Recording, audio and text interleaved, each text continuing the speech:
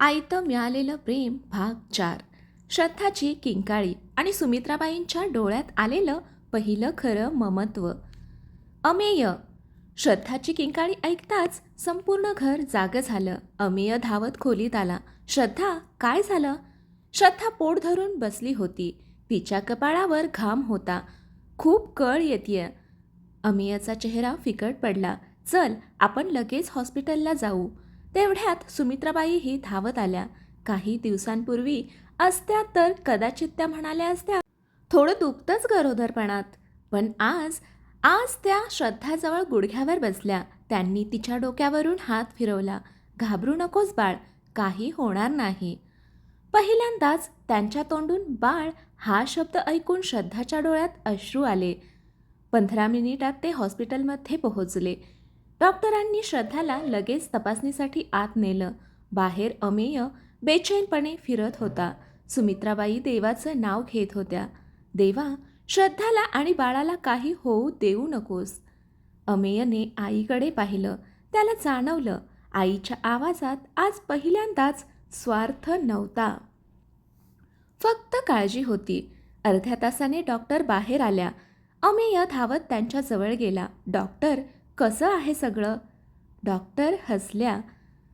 घाबरण्याचं कारण नाही. सगळ्यांनी सुटकेचा निश्वास सोडला. ही खोटी प्रसूती वेदना होती. शरीराला जास्त ताण आणि रक्ताच्या कमतरतेमुळे असं होतं. सुमित्राबाईंची मान पुन्हा खाली गेली. डॉक्टर पुढे म्हणाल्या, यापुढे श्रद्धाने कोणताही ताण घेता कामा नये. तिला आनंदी वातावरण मिळालं तर आई आणि बाळ दोघेही निरोगी राहतील. घरी परतताना गाडीत कोणीच बोलत नव्हतं. अचानक सुमित्राबाई म्हणाल्या, अमेय. हो, उद्या घरकामासाठी एक बाई लावूया. अमेयने आश्चर्याने आरशातून आईकडे पाहिलं. खरंच?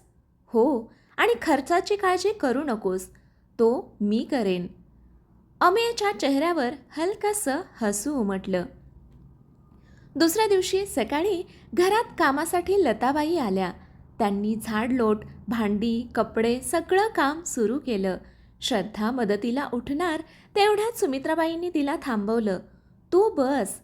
आई, निदान भाजी तरी चिरते. नाही, पण मला बरं वाटतं.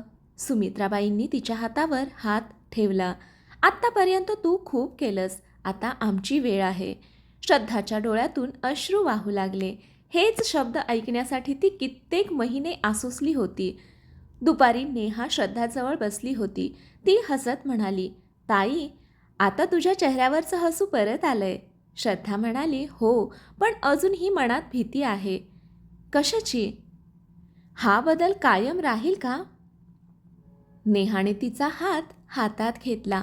काही जखमा भरायला वेळ लागतो, पण जर मनापासून प्रयत्न केले तर नाती पुन्हा फुलतात.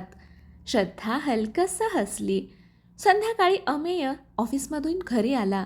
घरात हसण्याचे आवाज येत होते. श्रद्धा, नेहा आणि सुमित्राबाई एकत्र बसून बाळासाठी छोटे छोटे कपडे पाहत होत्या. अमेय दारातच थांबला. हे दृश्य पाहून त्याच्या डोळ्यात समाधान उमटलं. त्याला वाटलं आता सगळं सुरळीत होईल.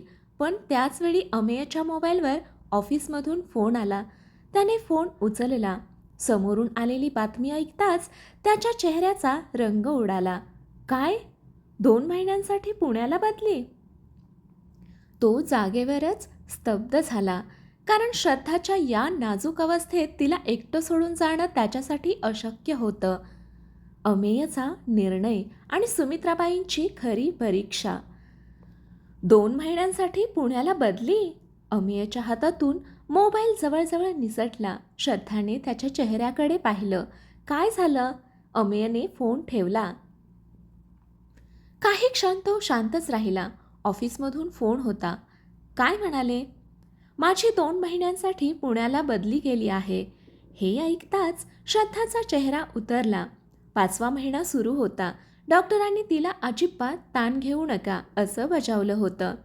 आणि आता अमेय 2 महिने घराबाहेर. रात्री जेवताना कोणीच बोलत नव्हतं.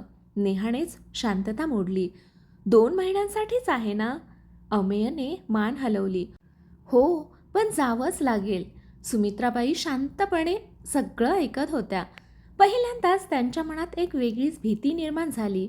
अमेय नसताना श्रद्धा माझ्यावर विश्वास ठेवेल का? मी तिच्याशी इतकं वाईट वागले आहे. जेवणानंतर अमेय आणि श्रद्धा खोलीत बसले होते. श्रद्धा खिडकीतून बाहेर पाहत होती. अमेय तिच्या जवळ येऊन बसला. श्रद्धा, हो, तुला माझा राग येतोय का? ती हसली. तुझी बदली तुझ्या हातात आहे का? नाही. मग राग कशाचा? अमेयने तिचा हात हातात घेतला. पण मला तुझी काळजी वाटते. माझ्यापेक्षा जास्त काळजी तू घेतोस, कारण तू आणि आपलं बाळ माझं जग आहात. श्रद्धाच्या डोळ्यात पुन्हा अश्रू आले. दुसऱ्या दिवशी सकाळी अमेय ऑफिसमध्ये गेला. तो थेट त्याच्या वरिष्ठ अधिकाऱ्यांच्या केबिनमध्ये गेला. सर, मला बदलीबद्दल बोलायचं आहे. हो अमेय, माझी पत्नी गरोदर आहे. मला माहिती आहे. तिची तब्येत ही ठीक नाही. समजतो. शक्य असेल तर माझी बदली रद्द करा. अधिकाऱ्यांनी काही क्षण विचार केला. मग म्हणाले, अमेय, हा निर्णय माझ्या एकट्याच्या हातात नाही. पण एक मार्ग आहे. अमेयच्या डोळ्यात आशा निर्माण झाली. कोणता? पुण्याला जाण्यासाठी दुसरा एखादा कर्मचारी तयार झाला तर तुझी बदली रद्द होऊ शकते. संध्याकाळी अमेय घरी आला. त्याने सगळं सांगितलं. श्रद्धा म्हणाली, प्रयत्न कर, पण नाही जमलं तर काळजी करू नकोस. तेवढ्यात सुमित्राबाई बोलल्या, अमेय, हो, तू निर्धास्त जा. अमेय आणि श्रद्धा दोघांनी आश्चर्याने त्यांच्याकडे पाहिलं. सुमित्राबाई पुढे म्हणाल्या, श्रद्धाची जबाबदारी माझी. तिला वेळेवर औषध देईन, वेळेवर जेवायला बसवेन, डॉक्टरांकडेही मीच घेऊन जाईन. श्रद्धाच्या डोळ्यात आश्चर्य होतं. ही तीच सुमित्राबाई होत्या ज्यांना काही दिवसांपूर्वी श्रद्धाने स्वतः ताट वाढून द्यावं ही अपेक्षा होती. त्या रात्री श्रद्धा झोपली होती. सुमित्राबाई तिच्या खोलीत आल्या. त्यांनी अलगद तिच्यावर चादर घातली. श्रद्धा जागी झाली. आई, झोप, थंडी लागेल. श्रद्धा काही क्षण त्यांच्याकडे पाहत राहिली. मग हळूच म्हणाली, आई, काय ग, तुम्ही खरंच बदललात ना? हा प्रश्न ऐकून सुमित्राबाईंचे डोळे भरून आले.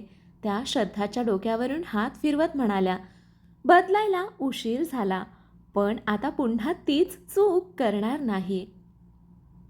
श्रद्धाने पहिल्यांदाच त्यांच्या हातावर स्वतःचा हात ठेवला. त्या दोघींच्या डोळ्यात अश्रू होते, पण त्या अश्रूंमध्ये आता कटुता नव्हती.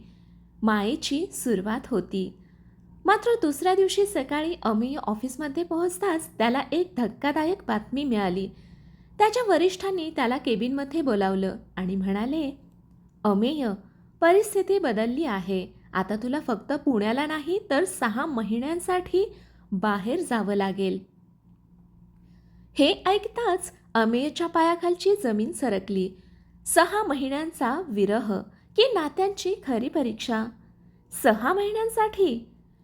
अमेय काही क्षण वरिष्ठांकडे पाहतच राहिला. सर, पण काल तर 2 महिने म्हणाला होतात. वरिष्ठांनी गंभीर आवाजात उत्तर दिलं, मुख्यालयातून नवीन आदेश आला आहे. पुण्याचा प्रोजेक्ट वाढला आहे. कंपनीला तुझी गरज आहे. सर, माझी पत्नी 7व्या महिन्यात जाणार आहे. तिची तब्येतही नाजूक आहे. मला तुझी अडचण समजते अमेय, पण हा प्रोजेक्ट कंपनीसाठी खूप महत्त्वाचा आहे. अमेयने शेवटचा प्रयत्न केला. सर, दुसऱ्या कोणाला पाठवता येईल का? वरिष्ठांनी मान हलवली. मी प्रयत्न केला, पण क्लायंटने तुझंच नाव मागितलं आहे. अमेय निश्शब्द झाला. संध्याकाळी तो घरी आला. आज त्याच्या चेहऱ्यावरचं हसू पूर्णपणे गायब होतं. श्रद्धाने दार उघडलं. काय झालं? अमेयने काहीही न बोलता तिच्या हातात ऑफिसचं पत्र दिलं. श्रद्धाने पत्र वाचलं आणि तिचे हात थरथरू लागले. 6 महिने? हो. क्षणभर दोघेही एकमेकांकडे पाहत राहिले. ना शब्द, ना अश्रू, फक्त काळजी. सुमित्राबाई बाहेर आल्या.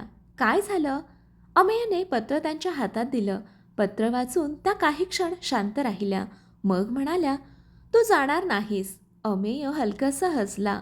आई, नोकरी आहे, आदेश पाळावा लागतो. नोकरी पुन्हा मिळेल, पण कुटुंब? आई, एवढं सोपं नसतं. त्या रात्री जेवणाच्या टेबलावर कोणीच बोलत नव्हतं. नेहाने शांतता मोडली. दादा, तू जाशील. अमेयाने तिच्याकडे पाहिलं. आणि श्रद्धाताई? नेहा हसली. आम्ही सगळे आहोत ना? सुमित्राबाई लगेच म्हणाल्या, हो, आजपर्यंत श्रद्धाने या घराची काळजी घेतली. आता आम्ही तिची काळजी घेऊ. श्रद्धाने सासूबाईंकडे पाहिलं. त्यांच्या आवाजात यावेळी अभिनय नव्हता, मनापासूनची भावना होती. दुसऱ्या दिवशी अमेय आणि श्रद्धा डॉक्टरांकडे गेले. डॉक्टरांनी तपासणी केली. बाळाची हालचाल व्यवस्थित होती. सगळं ठीक होतं. डॉक्टर म्हणाल्या, आता श्रद्धाला मानसिक आधाराची जास्त गरज आहे. तिचा ताण कमी ठेवा आणि वेळेवर जेवण, औषधं आणि विश्रांती याकडे लक्ष द्या. सुमित्राबाई डॉक्टरांचं प्रत्येक वाक्य लक्ष देऊन ऐकत होत्या. त्यांनी वही काढली आणि डॉक्टर सांगत असलेली प्रत्येक सूचना लिहून घेतली. श्रद्धा हे सगळं पाहत होती. तिच्या डोळ्यात पुन्हा पाणी आलं. घरी येताना अमेय म्हणाला, आई, धन्यवाद. सुमित्राबाई आश्चर्याने म्हणाल्या, कशासाठी? श्रद्धासाठी इतकी काळजी घेतल्याबद्दल. सुमित्राबाईंनी दीर्घ श्वास घेतला. धन्यवाद मला नको म्हणूस. का? कारण मी जे करते आहे ते मला खूप आधीच करायला हवं होतं. अमेयच्या जाण्याचा दिवस जवळ येत होता. घरात त्याच्या बॅग भरल्या जात होत्या. श्रद्धा प्रत्येक कपडा नीट घडी करून ठेवत होती. अचानक तिच्या हातात अमेयचा एक छोटासा फोटो आला. तो त्यांच्या लग्नाच्या पहिल्या दिवसाचा होता. ती तो फोटो पाहत हसली आणि पुढच्याच क्षणी तिच्या डोळ्यातून अश्रू वाहू लागले. तेवढ्यात अमेय मागून आला. रडतेस? श्रद्धा पटकन अश्रू पुसत म्हणाली, नाही. माझ्यापासून खोटं बोलायला शिकलीस? ती त्याच्या खांद्यावर डोकं ठेवून रडू लागली. मला तुझ्याशिवाय राहायची भीती वाटते. अमेयने तिला घट्ट मिठी मारली. फक्त काही महिन्यांचा प्रश्न आहे. आपलं बाळ आपल्या हातात येईपर्यंत मी परत आलेलो असेन. दोघंही भविष्याची स्वप्न रंगवत होते. पण त्याच क्षणी अमेयच्या मोबाईलवर पुन्हा ऑफिसमधून फोन आला. त्याने फोन उचलला. समोरून आलेले शब्द ऐकताच त्याच्या चेहऱ्यावरचे भाव बदलले. काय? मला उद्याच निघावं लागणार? घरात सगळे स्तब्ध झाले. कारण निरोप देण्यासाठी त्यांच्याकडे आता फक्त एकच रात्र उरली होती. निरोपाची रात्र. उद्याच निघायचं. अमेयच्या तोंडून शब्दच फुटत नव्हते. फोन ठेवताच तो काही क्षण जागेवरच उभा राहिला. श्रद्धा त्याच्याकडे पाहत होती. काय झालं? अमेयने हळूच उत्तर दिलं. उद्या सकाळी 7ची फ्लाईट आहे. म्हणजे माझ्याकडे फक्त आजची रात्र आहे. हे ऐकताच श्रद्धाच्या डोळ्यात अश्रू आले. तिने लगेच तिचा चेहरा दुसरीकडे वळवला. तिला अमेयसमोर रडायचं नव्हतं. रात्री जेवण झालं. घरात नेहमीप्रमाणे गप्पा नव्हत्या. सगळेच शांत होते. अचानक सुमित्राबाई उठल्या. त्या श्रद्धाजवळ गेल्या. चल. कुठे? स्वयंपाकघरात. श्रद्धा त्यांच्या मागे गेली. स्वयंपाकघरात गेल्यावर तिने पाहिलं. तिच्या आवडीची गरमागरम पुरणपोळी आणि तुपाचा वास दरवळत होता. श्रद्धा आश्चर्याने म्हणाली, आई? सुमित्राबाई हलकसं हसल्या. तुला खूप आवडते ना? श्रद्धा भावूक झाली. पण तुम्हाला कसं माहीत? तुझ्या आईला फोन केला होता. तिने सांगितलं. श्रद्धाच्या डोळ्यातून अश्रू वाहू लागले. इतक्या वर्षात पहिल्यांदाच सुमित्राबाईंनी तिच्या आवडीचा विचार केला होता. सुमित्राबाईंनी स्वतः तिला ताट वाढून दिलं. बस. आई, तुम्ही बसा. मी वाढते. नाही, आज मी वाढणार. श्रद्धा काही बोलू शकली नाही. तिने पहिला घास घेतला. तो घास तोंडात टाकताच तिला आईच्या हातच्या जेवणाची आठवण झाली. ती नकळत रडू लागली. सुमित्राबाईंनी तिचे डोळे पुसले. रडू नको बाळ. आजपासून तू या घरात सून नाहीस, माझी मुलगी आहेस. हे ऐकताच श्रद्धाने त्यांना घट्ट मिठी मारली. दोघीही खूप वेळ रडत राहिल्या. दारात उभा असलेला अमेय हे दृश्य पाहत होता. त्याच्या चेहऱ्यावर समाधान होतं. ज्याची मी इतके दिवस वाट पाहत होतो तो क्षण आज आला. दुसऱ्या दिवशी पहाटे अमेय निघायची तयारी करत होता. श्रद्धाने त्याची बॅग बंद केली. सगळं घेतलं ना? हो. औषधं? हो. अमेय हसला. तू माझी बायको कमी आणि आई जास्त वाटतेस. श्रद्धा हलकसं हसली. गाडी दारात आली. निघायची वेळ झाली. अमेयने आधी सासऱ्यांचे पाय धरले, मग सुमित्राबाईंच्या. सुमित्राबाईंनी त्याच्या डोक्यावर हात ठेवला. काळजी घे आणि श्रद्धाची अजिबात काळजी करू नकोस, मी आहे. अमेयने आईकडे पाहिलं. त्यांच्या डोळ्यात पहिल्यांदाच खरा आत्मविश्वास दिसत होता. तो श्रद्धाजवळ आला. मी लवकर परत येईन. श्रद्धा काही बोलली नाही. तिने फक्त त्याचा हात हातात घट्ट पकडला. अमेय तिच्या पोटाजवळ खाली बसला. हळूच हात ठेवत म्हणाला, बाळा, बाबा थोड्या दिवसांसाठी जातोय. आईला अजिबात त्रास द्यायचा नाही आणि मी परत येईपर्यंत तिची काळजी घ्यायची. श्रद्धा हसत हसत रडत होती. अमेय गाडीत बसला. गाडी हळूहळू निघाली. श्रद्धा गेटजवळ उभी राहून त्याला जाताना पाहत होती. गाडी नजरे आड झाली आणि तिच्या डोळ्यातून अश्रूंचा बांध फुटला. तेवढ्यात सुमित्राबाई तिच्या मागे येऊन उभ्या राहिल्या. त्यांनी श्रद्धाच्या खांद्यावर हात ठेवला. चल आत. तो परत येईपर्यंत आपण दोघी मिळून त्याची वाट पाहू. श्रद्धाने त्यांच्या खांद्यावर डोकं ठेवलं. पण त्याच क्षणी अमेयच्या मोबाईलवरून श्रद्धाच्या फोनवर एक मेसेज आला. फ्लाईटमध्ये बसण्यापूर्वी एक महत्त्वाची गोष्ट सांगायची राहिली. ती तुला अजून माहिती नाही. श्रद्धाच्या हृदयाची धडधड वाढली. अमेय कोणतं रहस्य सांगणार होता? अमेयच्या मेसेजमधलं रहस्य. अमेयचा मेसेज वाचताच श्रद्धाच्या मनात हजारो प्रश्न निर्माण झाले. फ्लाईटमध्ये बसण्यापूर्वी एक महत्त्वाची गोष्ट सांगायची राहिली आहे. तिने थरथरत्या हाताने लगेच फोन लावला, पण स्विच्ड ऑफ. बहुतेक अमेय फ्लॅटमध्ये बसला होता. श्रद्धाच्या मनात अस्वस्थता वाढत होती. सुमित्राबाई तिच्या जवळ आल्या. काय झालं ग? श्रद्धाने मोबाईल त्यांच्या समोर धरला. मेसेज वाचताच सुमित्राबाईही गोंधळला. कदाचित ऑफिसचं काही काम असेल, श्रद्धा म्हणाली. पण त्याने तुला अजून माहिती नाही असं का लिहिलं असेल? दोघींनाही उत्तर सापडलं नाही. दिवसभर श्रद्धाचं कशातच मन लागत नव्हतं. तिने कित्येक वेळा अमेयला फोन केला, पण संपर्क होत नव्हता. संध्याकाळी 7च्या सुमारास फोन वाजला. स्क्रीनवर अमेयचं नाव पाहताच श्रद्धाच्या चेहऱ्यावर हसू आलं. हॅलो श्रद्धा. अमेयचा आवाज थोडा दमलेला होता. पोहोचलास? हो. आणि तो मेसेज? अमेय काही क्षण शांत राहिला. मग म्हणाला, मी निघण्यापूर्वी तुला एक गोष्ट सांगायची होती. कोणती? मी पुण्याला 6 महिन्यांसाठी जात नाही. श्रद्धा दचकली. म्हणजे? प्रोजेक्ट लवकर पूर्ण झाला तर मी 3 महिन्यात परत येऊ शकतो. श्रद्धाच्या चेहऱ्यावर आनंद फुलला. खरंच? हो. मग आधी का नाही सांगितलंस? अमेय हसला, कारण खात्री नव्हती. तेवढ्यात अमेयचा आवाज गंभीर झाला. पण अजून एक गोष्ट आहे. काय? मी जाण्यापूर्वी बाबांशी बोललो. कशाबद्दल? या घराबद्दल. श्रद्धा शांत झाली. मी त्यांना स्पष्ट सांगितलं, श्रद्धाला कधीही घरात एकटं किंवा परकं वाटलं तर मी परत आल्यावर वेगळं राहण्याचा निर्णय घेईन. हे ऐकताच श्रद्धा काही क्षण निशब्द झाली. तू असं बोललास? हो, पण मला घर तोडायचं नाही. माहिती आहे. म्हणूनच मी बाबांना सांगितलं, निर्णय माझा नाही, घरातल्या वागण्यावर अवलंबून असेल. हा संवाद सुमित्राबाईंनी नकळत ऐकला. त्या दाराबाहेरच थांबल्या होत्या. त्यांच्या डोळ्यात अश्रू आले. त्यांना जाणवलं, आता श्रद्धाला जपणं ही केवळ जबाबदारी नव्हती, तर स्वतःच्या मुलाचं घर टिकवण्याची वेळ होती. त्या हळूच त्यांच्या खोलीत गेल्या. कपाट उघडलं. त्यातून त्यांनी एक जुना फोटो काढला. त्यात त्या स्वतः गरोदर होत्या आणि त्यांच्या सासूबाई त्यांच्या डोक्यावरून हात फिरवत होत्या. त्या फोटोखाली त्यांच्या सासूबाईंनी लिहिलं होतं, सून ही मुलगीच असते. हे समजायला मला खूप उशीर झाला. ते वाक्य वाचून सुमित्राबाई रडू लागल्या.